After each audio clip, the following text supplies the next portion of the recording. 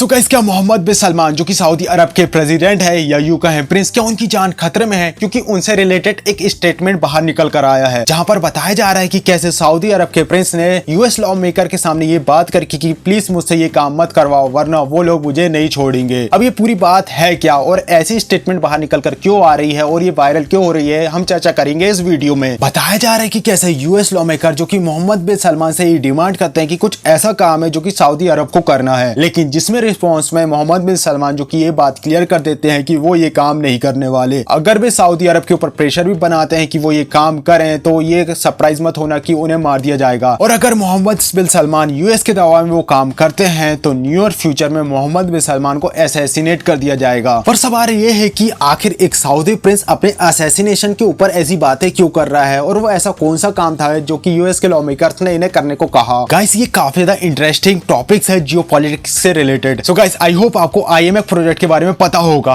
IMF project जिसे कि China के सिल्क रूट के काउंटर के तौर पे देखा जा रहा है। आईएमएफ कॉरिडोर जिसके जरिए इंडिया, मिडिल ईस्ट और यूरोप को कनेक्ट किया जाने वाला था और ये मिशन तभी सक्सेसफुल होते हुए हमें नजर आने वाला है जब इजराइल और सऊदी अरेबिया जिनके संबंध नॉर्मल हो जाएं, क्योंकि ये दोनों ही कंट्रीज रूट में आती हैं। गाइस, आई होप आपको पता होगा कि कैसे जो 51 या 52 मुस्लिम कंट्रीज हैं ये पूरी की पूरी एकजुट हैं और इनको लीड करता है सऊदी अरेबिया। वह जो मुस्लिम कंट्रीज है वो इजराइल की दुश्मन है, यानी कि वो उसे काफी ज्यादा हेट करते हैं, यहाँ तक कि कई सारी मुस्लिम कंट्रीज जिन्होंने इजराइल को मान्यता भी नहीं दी है। वहीं आई होप आपको याद होगा कि कैसे डोनाल्ड ट्रंप जब यूएसए के प्रेसिडेंट थे तब उन्होंने अब्राहम अकॉर्ड करके एक नया अकॉर्ड को लाया था जिसके जरिए डोनाल्ड ट्रंप ने कई सारी मुस्लिम कंट्रीज को प्रेशराइज किया कि बीइंग अ इस्लामिक कंट्री वे इस बात को एक्सेप्ट करते हैं, इजराइल को एज अ कंट्री की तरह देखते हैं। अब इसके अंदर बहरीन, यूएके, मोरक्को और सूडान जैसी कंट्रीज ने इस अकॉर्ड में साइन किया था और इसी तरीके का काम करने के लिए यूएस जो कि सऊदी अरेबिया के ऊपर प्रेशर बना रहा है। यूएस इस बात को काफी अच्छे से जानता है कि कैसे मुस्लिम कंट्रीज जैसे कि सऊदी अरेबिया लीड करता है, जिसके पास मक्का मदीना जैसी हॉली प्लेसेस है, यानी कि मुस्लिम कंट्री इसे फॉलो करेंगी। अगर सऊदी अरेबिया इजराइल को अगर मान्यता दे देता है तो ये काफी ज्यादा इजी होगा अफगानिस्तान, बांग्लादेश और पाकिस्तान जैसी कंट्रीज को इजराइल के साथ अपने संबंध को नॉर्मलाइज करने में काफी हेल्पफुल होगा। और इसी काम को करने के लिए सऊदी अरेबिया के ऊपर प्रेशर बनाया जा रहा है कि वह भी इजराइल को मान्यता दे दे। लेकिन इस चीज को लेकर जो सऊदी अरेबिया के प्रिंस या कहें प्रेसिडेंट है मोहम्मद बिन सलमान, उन्होंने ये बात क्लियर कर दी है कि अगर वो ऐसा कोई भी काम करते हैं तो पता चलेगा कि फ्यूचर में कोई भी उन्हें अचानक से असैसिनेट कर सकता है। पर सवाल ये उठता है कि आखिर वो ये सब बातें क्यों कर रहे हैं? क्या पास में ऐसा कोई इंसिडेंट हुआ है? तो मैं आपको ये बताना चाहूंगा कि हाँ, पास्ट में एक कंट्री के साथ ऐसा इंसिडेंट हो चुका है। ये इंसिडेंट हुआ था इजिप्ट के एक काफी फेमस लीडर अनवर सद्दाब के साथ। अनवर सद्दाब जिनके साथ कुछ ऐसा हुआ था जिसके कारण मोहम्मद बिन सलमान भी डरते हैं कि इनके साथ भी वैसा हो सकता है। अगर आप इजराइल के साइड में देखोगे जहां पर सुएज कैनाल है वही कंट्री है इजिप्ट। अगर हम बात करें प्रेजेंट सिनारियो की तो अभी इजराइल और इजिप्ट के रिलेशन काफी ज्यादा अच्छे हैं, यहाँ तक कि इजराइल जो अभी गाजा में कर रहा है इसके खिलाफ भी इजिप्ट ने कुछ भी स्टेटमेंट नहीं दी जैसे कि लगे कि वो इजराइल के खिलाफ हो। पर अगर हम पास्ट की बात करें तो पास्ट में इजिप्ट ने इजराइल के ऊपर अटैक किया था जहां पर काफी बड़ी वॉर हुई थी और इस वॉर में इजराइल ने इजिप्ट को हरा दिया था और तो और उनका काफी बड़ा एरिया को कब्जा लिया था। और इसी बीच 1979 ये वो समय था जहां पर यूएस बीच में आता है और इजराइल और इजिप्ट के उस समय के प्रेसिडेंट के बीच एक डील करवाता है। उस समय यूएस जिसके प्रेसिडेंट है जिमी कार्टर और इस क्लिप में आप साफ देख सकते हो एक तरफ इजराइल के प्रेसिडेंट और दूसरी तरफ मिस्र के प्रेसिडेंट को। अनवर सद्दाब जिसे यूएस ने प्रेशराइज किया था कि वो इजराइल को एक कंट्री मान ले, यहाँ तक कि इसके बाद अनवर सद्दाब जिनके कंट्रीज में ही कई सारे लोग खड़े हो गए जो कि इनका विरोध कर रहे थे, इन्हें सीधे तरीके से चेतावनी दी गई कि वो ऐसा काम ना करें। लेकिन 1979 जहां पर अनवर सद्दाब जो कि यूएस के साथ एक डील कर लेते हैं जहां पर इजिप्ट में ऑफिशियली इजराइल को एज अ कंट्री एक्सेप्ट कर लिया। अब सारी चीजें तो नॉर्मल होने लगती है दोनों कंट्रीज के बीच, लेकिन जो कि आतंकवादी ग्रुप इजिप्ट में मौजूद थे, जो उग्रवादी थे, एक्सट्रीमिस्ट थे, जो कि इजराइल को हेट करते थे, अनवर सद्दाब के इस स्टेप को उठाने के बाद उन्होंने इसे असैसिनेट कर दिया। 2 साल के बाद ही 1981 में अनवर सद्दाब जिसे कि मुस्लिम आतंकवादियों द्वारा मार दिया जाता है। यहाँ पर कारण ये बताया गया कि कैसे अनवर सद्दाब जिसने इजराइल के साथ रिलेशन नॉर्मलाइज करे थे केवल उनकी यही गलती थी। हालांकि इसके बाद इजिप्ट को काफी फायदा हुआ, यहाँ तक कि आज भी दोनों कंट्री के बीच काफी अच्छे रिलेशन है। कारण ये है कि दोनों ही बेनिफिट में हैं और यही वो इंसिडेंट है जिसे देखते हुए मोहम्मद बिन सलमान ने इजराइल को मान्यता देने से मना कर दिया है, क्योंकि वो ये बात जानते हैं कि कैसे उनकी कंट्रीज में भी कई सारे ऐसे एक्सट्रीमिस्ट हैं जिन्हें ये मौका मिल जाएगा, वो रेबेल कर सकते हैं या फिर कोई क्रांति कर सकते हैं जिसे और वो मारे जाएंगे और उनकी कंट्रीज अस्त व्यस्त जबरदस्त हो जाएगी। जैसे कि कई सारी कंट्रीज के साथ हुआ है कि जो रिबेलियन ग्रुप होते हैं, जो मुस्लिम आतंकवादी होते हैं या फिर जो कट्टरपंथी होते हैं, उन्होंने तो अपने पूरे के पूरे देश का सर्वनाश कर ही दिया होता है। ठीक ऐसा ही सऊदी अरब या फिर सऊदी अरब के प्रिंस को भी इसी बात का खतरा है कि उन्हें मार दिया जाएगा और हो सकता है कि उनके खिलाफ कोई क्रांति भी शुरू हो जाए उनके इस स्टेप को लेने के बाद। अब यहाँ पर दो तरीके के पर्सपेक्टिव हैं। अगर आप एक नजरिए से सोचे तो आपको ये पता चलेगा कि अगर मोहम्मद बिन सलमान ऐसा कोई कदम उठाते हैं तो ये पैर में कुल्हाड़ी मारने वाला जैसा काम होगा, क्योंकि वैसे ही सऊदी अरेबिया जो कि मुस्लिम कंट्री को लीड करता है, अगर ये बात वो करते हैं तो जो छोटी मोटी कंट्रीज है यानी कि सऊदी अरेबिया को जो कॉम्पिटिट करना चाहती हैं, सबसे बड़ा मुसलमान अपने आप को दिखाना चाहती हैं, जैसे कि टर्की या फिर